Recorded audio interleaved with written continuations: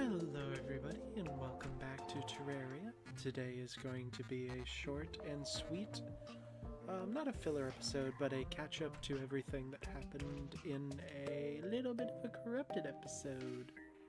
Yay! So to start off, let's use our shimmered life crystal. Wow, that was kind of an underwhelming sound. And we're gonna check out some builds that have happened since you guys were last on the world.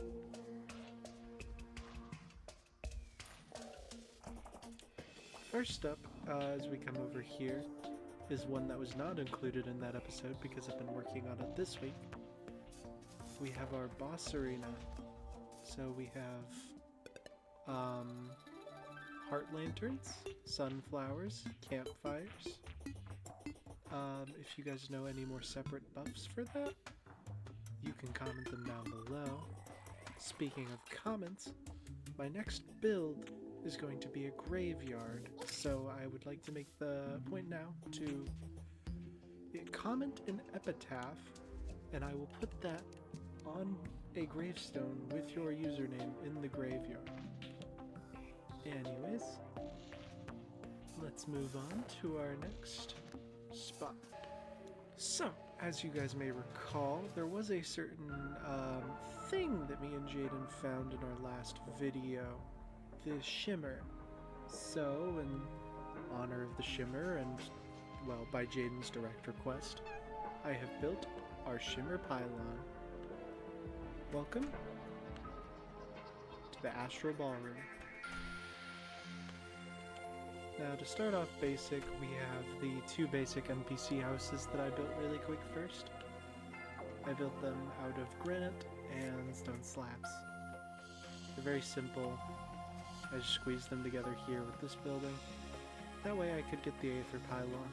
And then skip over here to the other shore of the Shimmer Lake. So, these, aside from using, the previously listed materials, there's also a little bit of an extra use of, as you can see from this lamp,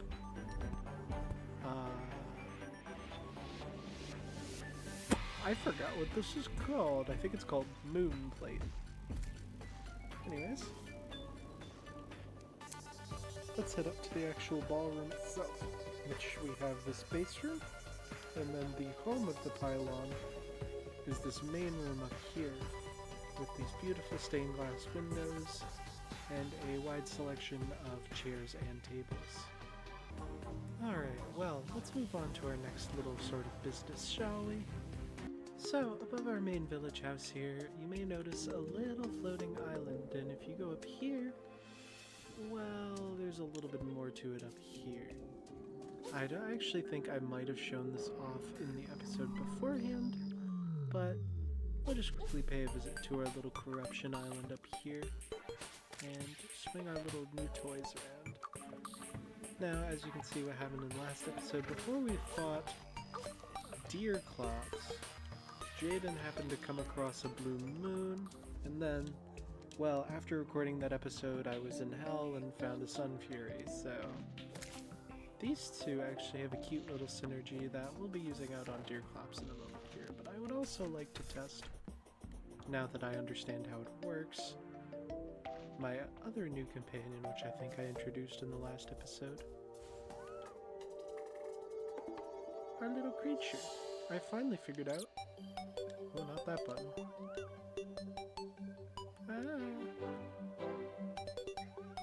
Yep. You can pick up this adorable little creature and just use it like a flamethrower endlessly. So we'll see how that goes. See how much damage it does at least. There is of course one more build that we're going to cross on the way to where we're going to fight Deerclops, and that is the Meteorite Tower. As you can see here, well, that ice tower I was working on got hit by 2 more meteors, and let's be frank, it was kind of fate that this thing ended up being something to do with meteors. This is actually the main reason that I needed to craft I need to get a graveyard to get echo coating so that I can cover these chimneys, because of course chimneys aren't going to stick out of meteors, but it would look good to have smoke above them, so that'll look nice once it's finally fully finished. This goes all the way up until it actually turns to overworld. Now let's excuse all of the meteor heads from how much meteor is placed there. And come down here to this flat area where our snow village will eventually be. And we will get deer clops to spawn, hopefully. I think you can spawn them during the day. Hello. Are you enraged? I think he's enraged. Huh.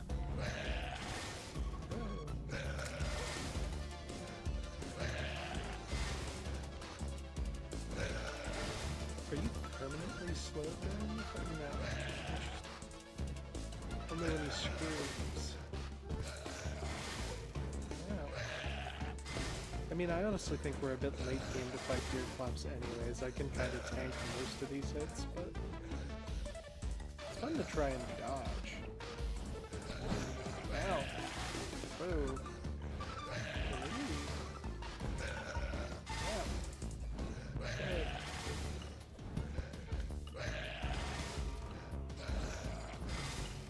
Stop screaming at me and applying status effects to me.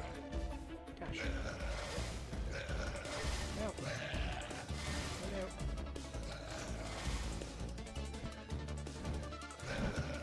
Whoa. This guy's kind of cool. I used to watch a bunch of Don't Starve content, but I never really understood what was going on because I was very young. These definitely do great duo attacks on him now, like, that's a lot of damage.